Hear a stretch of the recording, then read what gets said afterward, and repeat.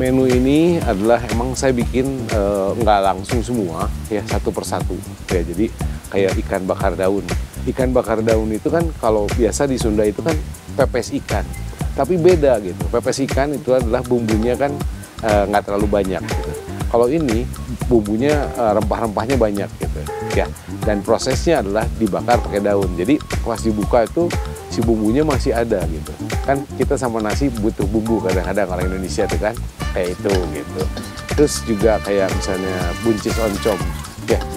Orang masak pakai oncom itu agak jarang ya yang pakai oncom.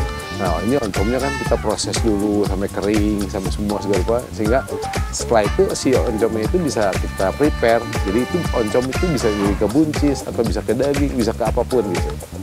Ya. Nah kita siapkan di situ. Terus juga kita ada selada kakacangan. Selada kakacangan itu dia bukan lotek, dia bukan gado-gado ya. Tapi di situ ada asamnya, ada manisnya, seger gitu si sayurannya itu gitu. Ya. Jadi kurang lebih seperti itu. Jadi yang ada kayak ayam asap. Ayamnya emang kita proses diasap dulu. Ya cukup lama ya. Diasap sampai matang. Setelah itu kita goreng gitu ya. Jadi wangi pas kita makan tuh wanginya tuh dapat.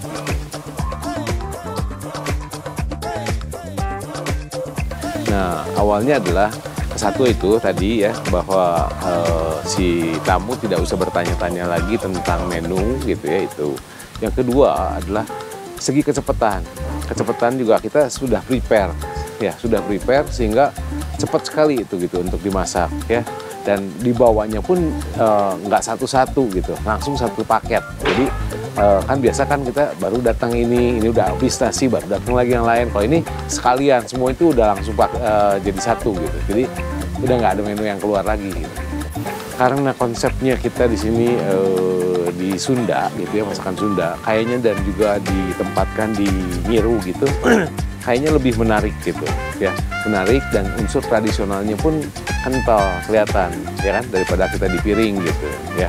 Jadi ada satu hal yang baru dan itu menjadi menarik. Sebelum makan itu kita apa ya, jadi nafsu makannya timbul ya.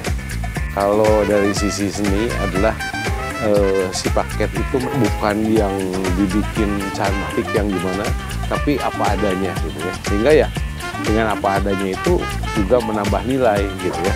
Kalau emang misalnya kita, karena ini adalah masakan Sunda gitu. Masak itu kan juga bukan sekedar gimana ya, masak itu juga harus dijiwai gitu ya. Jadi ya yang emang paling sulit adalah mengajarkan si SDM-nya untuk kira dia gimana makanan ini pas gitu ya. Kan ada dari api, ada dari potongan, dari cara masak ya, dari segalanya itu cukup sulit gitu ya. Sehingga kan ada bahasa beda koki, beda masakan ya. Nah itu juga menjadi salah satu gitu. Jadi kita yang menjadi sekarang menu-menunya sendiri yang perlu ditangani adalah kayak proses jamur gitu ya.